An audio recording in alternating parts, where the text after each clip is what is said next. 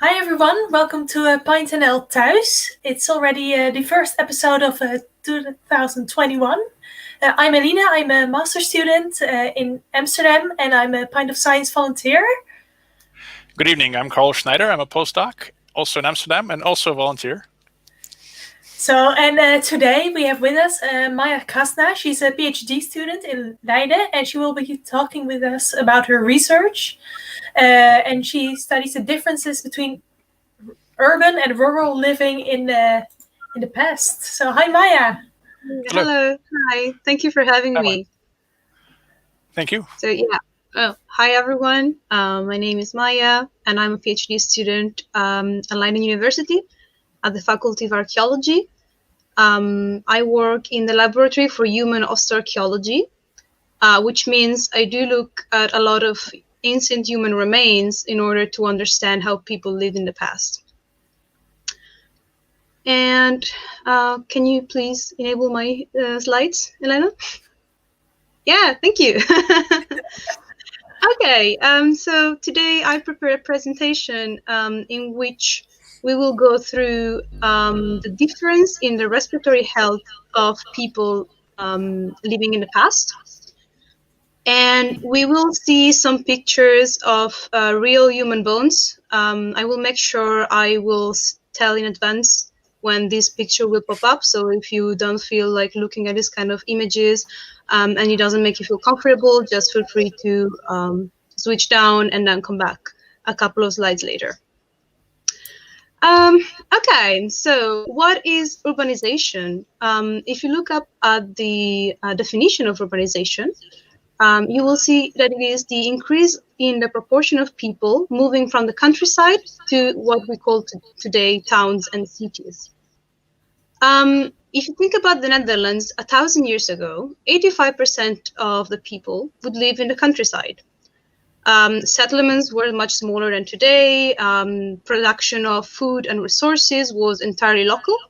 But of course, this meant that life was quite dependent on the climate. And this is what brought people around the 11th century to start to invest in new technologies, to create more markets, and eventually this brought most of the population to live together in what we consider today to be urban centers and cities. This obviously was not just a Dutch thing. Urbanization is a wide event that happened throughout all of Europe at different times and at different rates. We do have areas that developed quicker than others, but the general European trend shows that most of the continent experienced something similar at some point in history. Now, urbanization has been extensively studied throughout Europe. We have scholars from so many different disciplines getting interested into it. And of course, it is so complex and such a wide phenomenon that you can understand why we are so interested in it. Obviously, because it's such a very extensive thing, not every context is the same, not every city affected people in the same way. But on a general line, we have observed that among the most common consequences of urbanization, we can see an increase in poverty and social inequalities, meaning that the gap between the lower and the highest social classes just gets bigger and bigger. There is overcrowding, so more people coming together than the actual space, and unemployment rates always going up. This often brings very poor working and living conditions. Obviously, living and working in very unhygienic and overcrowded environments will increase the chance of epidemics. But what we're talking tonight of is probably the most common thing you will think about when I say a big city, which is air pollution. And why do you think about air pollution when you think about a big city? Well, because air pollution is quite a modern topic. We talk about it a lot. In October 2020, London was declared the worst city in Europe for health costs linked to air pollution. Surveys of the general population show that 1 in 5 people in the UK have a history of asthma, COPD, or another long-standing respiratory disease. But London has a great history of struggling to provide clean air to the inhabitants. You can see a picture from the 50s of people protesting for clean air, but we do have written sources from much before that, showing that people were actually complaining for what they had to breathe. I brought London as an example, but of course this was the case in several cities around the European continent. If you look at the definition that air pollution has, you'll find that air pollution is defined as a mixture of solid particles and gases in the air. So despite we tend to link air pollution to factories and cars driving around and buses and all what comes with the modern idea of a city, air pollution is also produced from what we do with our life every day. Air pollution is produced by tobacco smoking, for example, but also from burning wood or coal within our houses to heat up our food or our house. It also comes from our own working environments, like, for example, from inhaling occupational dust from manufacturing, like this man in this picture is doing. Of course, these are all things we are very aware of today, but you can imagine that in the past, these things were not as much under control as they are today. All of these factors combined may bring to develop what we call today respiratory disease, which stands for disease that affect your airways and the lungs. Today, respiratory disease is the greatest contributor to the overall burden of disease, which means they are among the most common disease that we can experience. And they are much linked with people crumbling together in very small, unventilated places where the pathogens can just jump easily to one person to the other. So the general idea that we have as archaeologists is that people starting to come together in the city, starting to live in very small places, starting to work in very dusty, dark, unventilated environments would start spreading disease from one another. And so what we think as archaeologists is that people living in the cities in the past would, of course, have more rates of respiratory disease than probably people living in the countryside that offers a wide open air, very wide spaces to work, and so on. But how do we actually see that in the past? And this is where the human remains picture comes. So if you feel uncomfortable with it, just please hold on for a couple of minutes. So studying a disease in the past is complicated. Historical records are not always available. And when they are, most of the times they are biased and they don't include data from all the people. Sorry, but how biased, like it doesn't include that data from all the people? Like what kind of data do they contain and what kind of data is usually left out? Could you explain that? Of course. Yeah, well, on a general line, because of course every context is different, if you think about it, many people in the past did not have access to medical care until not very long time ago. So most of the medical data that we have actually come from the higher societies or the rich part of the population that could actually afford to call for a doctor, and then the doctor would sit down and write a written record of what he had treated. The same goes for example, women and children. Women and children in history did not have the same access to medical care as men and higher societies had. And so this also reflects in what kind of data we can have. Okay. Well, yeah, but if we forget about the historical records for a while, we do have a very direct source of information of people's lives in the past, which will be the human skeleton. The human skeleton is actually the foundation of our biological cells. And so as we physically experience our life, our skeleton does just the same. So, for example, if we experience respiratory disease, it is very likely that our skeleton will keep trace of it.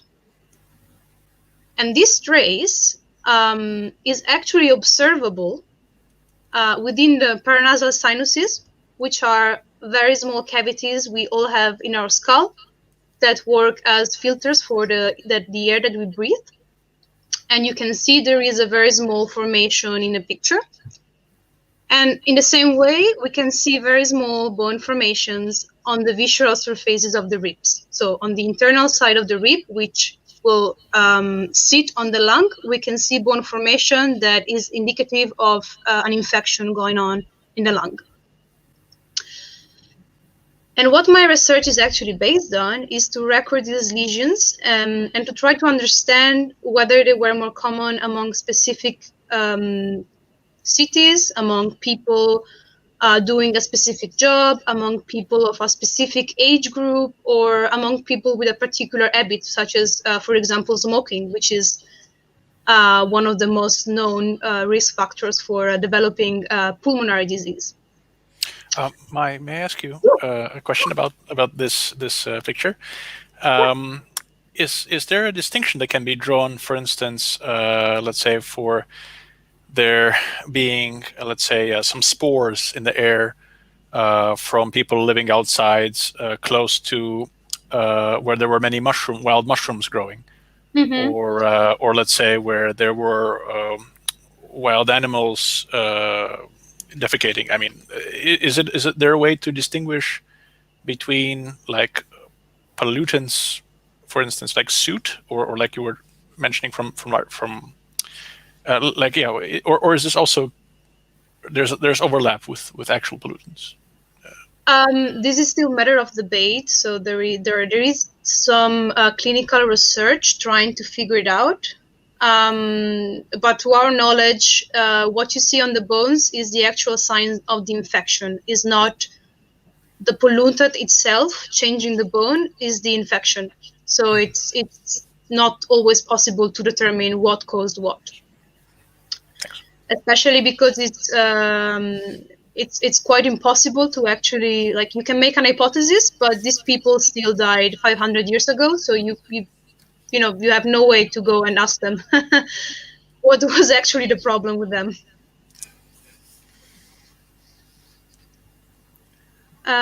Okay, so going on,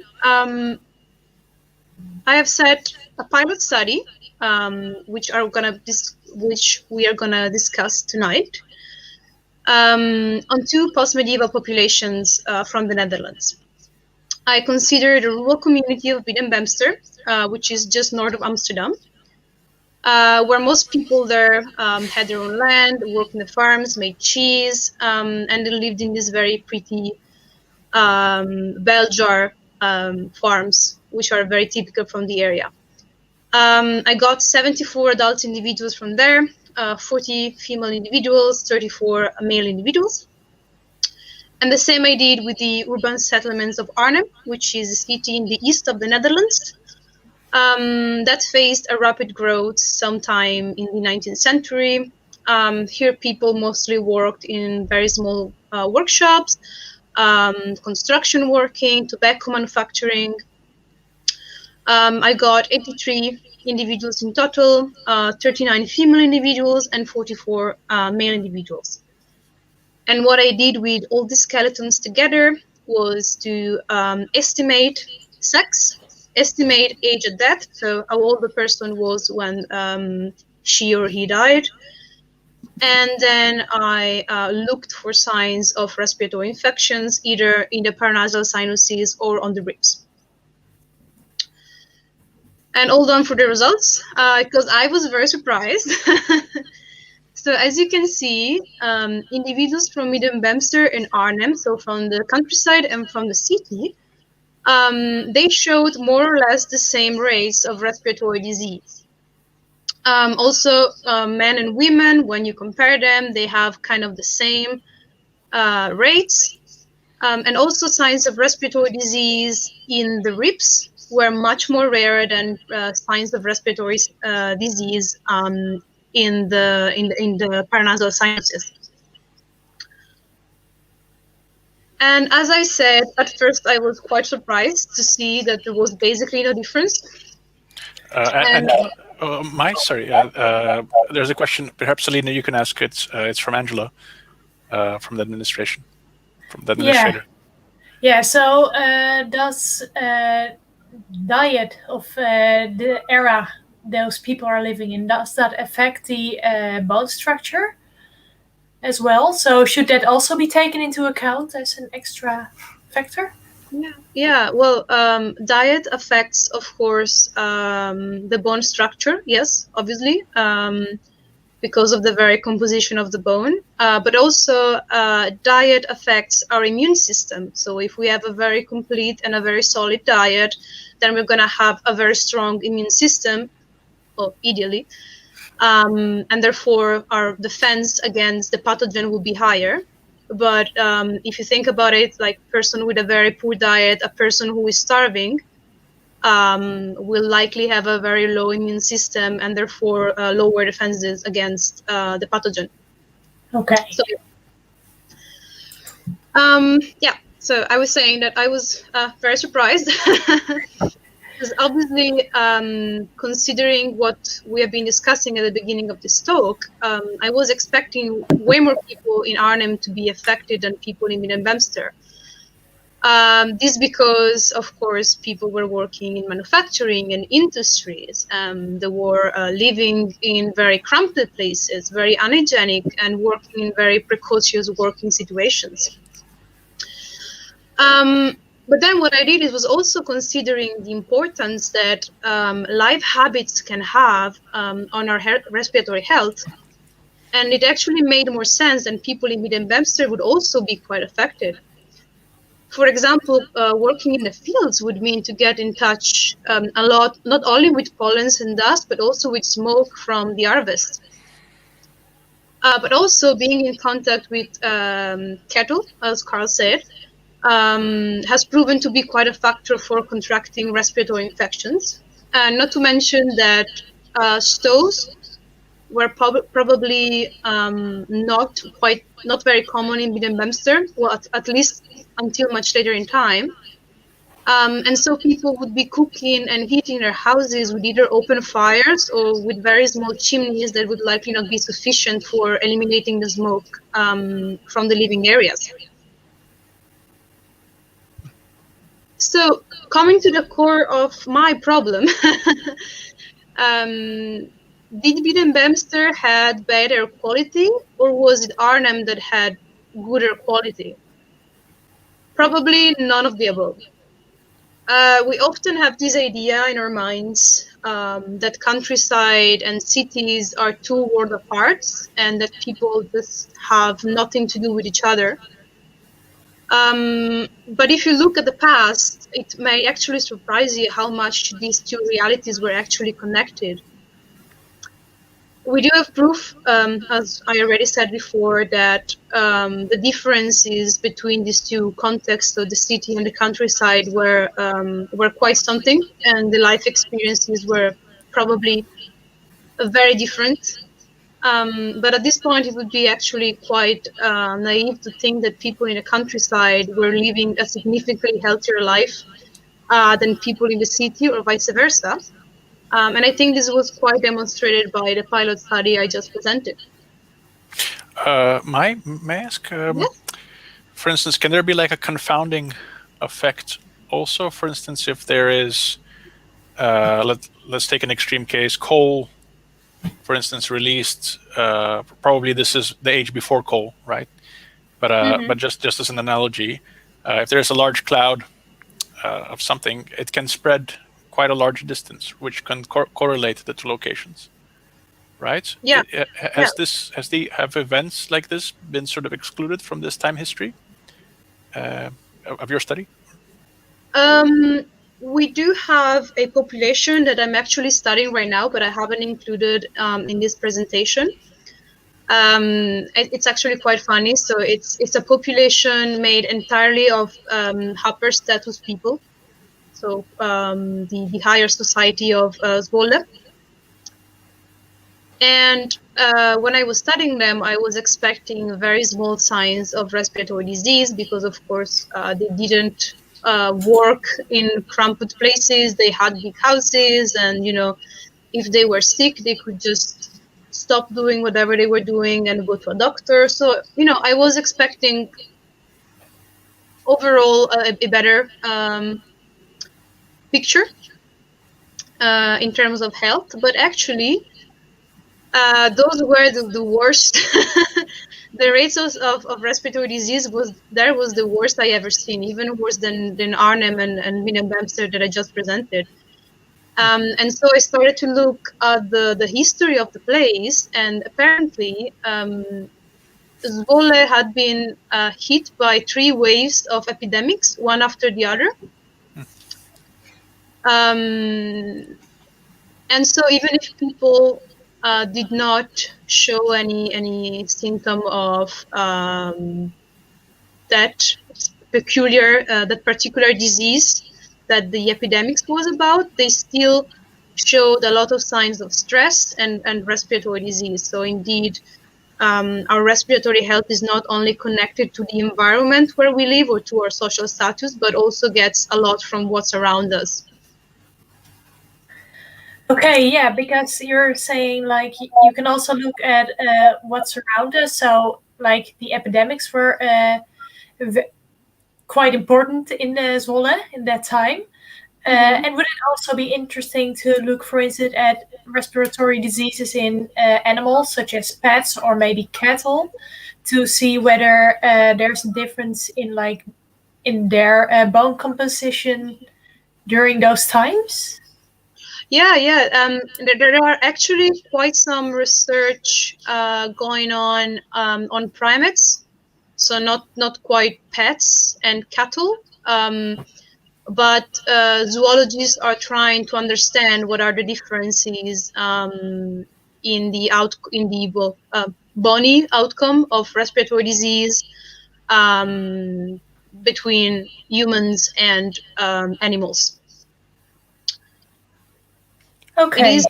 It is not to take for granted that if an animal catches a disease, it is spreadable from the animal to the human and vice versa.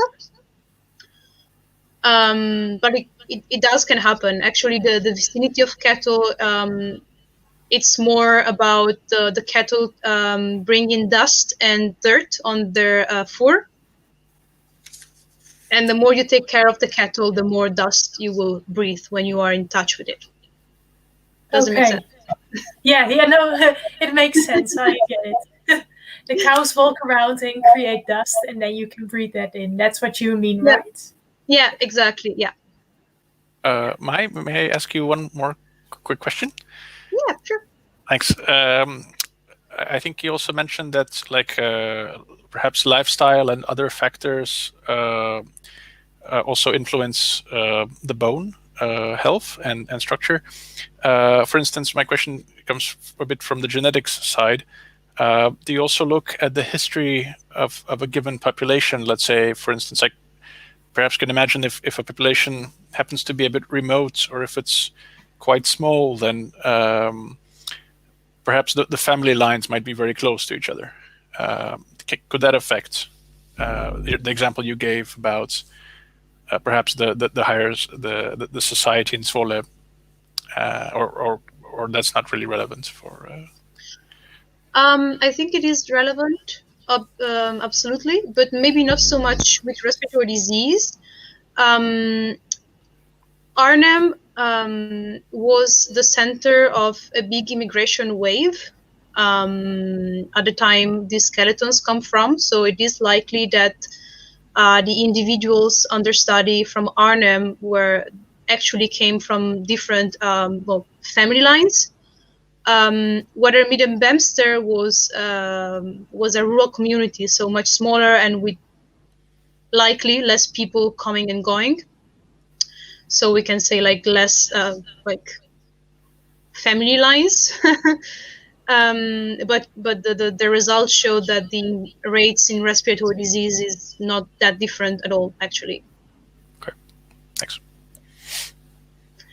But the genetic composition, of course, is a valid factor for the development of respiratory disease. As for any disease, actually, there are people that are just more prone to develop certain conditions than others. So yeah. Yeah, where was I? Yeah, I was going to conclude. Well, my research is not done at all. Basically, I just started. But I do think that this pilot study I presented has showed that we really need to reconsider that the effects that urbanization had on people.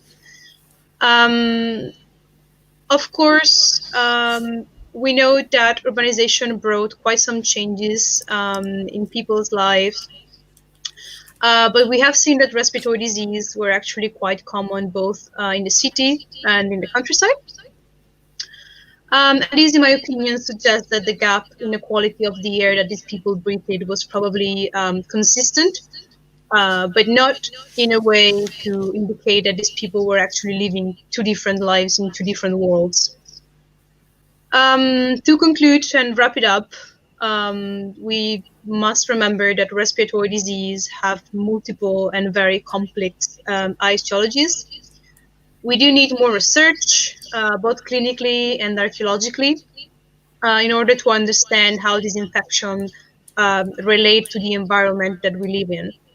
But I do think that we are slowly getting there, and that hopefully in the near future we will have a much clearer picture, and that hopefully this clearer picture will also help us not only understand that the link that was in the past, but the link that we have in the present between respiratory disease and the environment, and maybe, who knows, maybe the link that there is between respiratory disease and what is yet to come for humanity.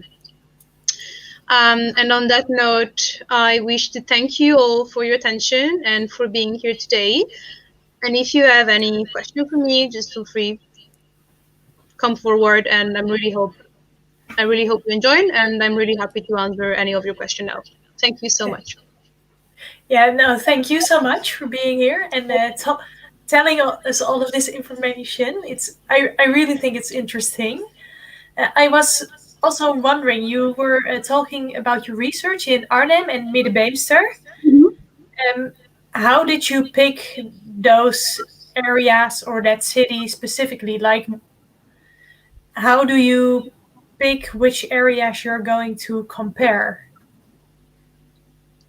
It depends on what question I want to answer with my research. So, for example, what I'm moving on forward is to try to identify the role of the living environment on the respiratory disease of people. And so the population that I'm going to study are the ones that I have more historical data on the houses of these people. Okay. I also, like, in the future, I want to look at the effect of smoke. And we do know that, for example, smoke was produced in Arnhem. So we're going to look at people in Arnhem. But smoke was also very common among fishing communities. So we're going to go and see among people living in fishing communities what effect tobacco smoke had. Okay. Yeah, that's really cool. And I see we're also getting a question from our audience, from a Wandering Spatian. Great research. I was curious to know if looking at other rural areas would affect your findings, such as forest area, mountain regions, etc. Well, thank you, first of all. I hope so. I really hope so. I'm actually planning on adding new skeletal collections to my research. The more we get, the better. The more data we have, the more we can know about how respiratory disease connect to the environment. I think previous research has showed that hunter-gatherers communities are actually the healthiest one when you talk about respiratory disease, because of their lifestyle just being outside, but not bound to cattle, but not bound to an indoor place. They have showed in the past the lowest rates of respiratory disease. So maybe If we can find any skeletal collection comparable to that in the Netherlands, we would find something similar. Who knows? Yeah. Another question from the audience, from Mattia Luca. How long does it take for the skeleton to develop the signs of the effects of respiratory diseases? It depends. It depends on genetic factors. It depends probably on the age of the person. It depends on your immune system. Today, we do not have a very fixed way to know with confidence how long it took on a specific individual to develop, because it does really change. Also, the degree of the lesion that you see on the person, it really changes from one individual to the other. So it's really impossible to determine. Okay, thank you. And we have another question. So, do you see a relationship between respiratory diseases and age? I thought there was, but I got surprised on that note as well, because I didn't find any in any of the collections that I've studied so far.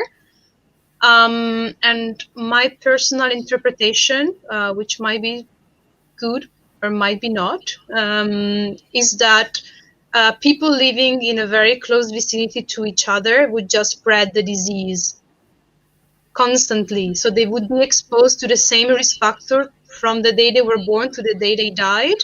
And so there isn't a true age category that gets more affected than another. But it is true that in the modern era with medical facilities and all, it is old people that can usually get more affected than younger people. That is true. Okay, and is it also a bit like, because you're of course looking at bones, so if you have bones of someone that was younger, let's say a child, and that child died of a certain respiratory disease, would that show the same as if an adult died from that same respiratory disease, or would there be a difference? Well, that also depends. It is quite difficult to determine the cause of death of a skeleton, provided they died for natural causes. Let me give you an example. I could have a chronic lung disease for 10 years, and then one morning I take a run and I have a heart attack and I die. And what an archaeologist will find on my skeleton in 100 years will be that I did suffer of a very big lung infection, but yeah, there is no proof saying that I died for it. Okay. And also it does, you're welcome, Amadine. It also takes quite some time for the infection to affect the bone. So it is, if I have a pulmonary disease, if I have a pulmonary infection, it is very plausible that I die before my bone gets affected as well. This happens a lot in younger individuals. Okay. Well, more frail individuals, sorry. Okay.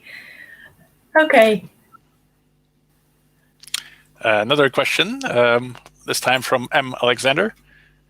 This is, well, actually, sorry, a statement. This is really fascinating research. Thank you. If I may, perhaps, may I ask a question? Is it possible that there are also confounding effects, perhaps, from bone cancer?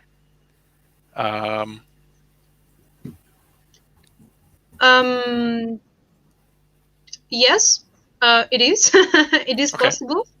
I actually looked into it before I started my research, but cancer in the paranasal sinuses is quite rare. Okay. And the bone formation that you find on the ribs, it's quite unique. So it is possible. Everything is possible, but I would say statistically it wouldn't count as a confounding factor. So the morphology you found is different? Yeah. Okay, cool. Thank you, Mike.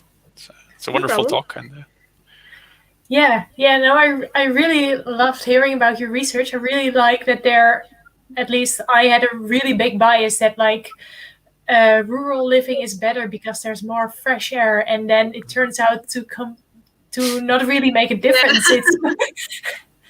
I will really have to reevaluate my thinking there. That's the same thought I had when I started my research. I started, I'm going to show that the rural living was so much better, even in the post-medieval times, and then everything just crumbled to something else. Yeah, no, but I actually really like that also, to see like, oh wait, there's still so much we can learn from like everything that's happened. So yeah, I really want to thank you again for being here with us and presenting your research. And everyone can also see Maia's Twitter handle underneath in the banner. So please go follow her. And she does a lot of interesting research, as you've heard. So I would recommend it. So and thank you all for being here. All your comments, and have a really nice evening. Thank you, Maya. Thank you everyone. so much. Thank you, Lina. And thank you. Thank you.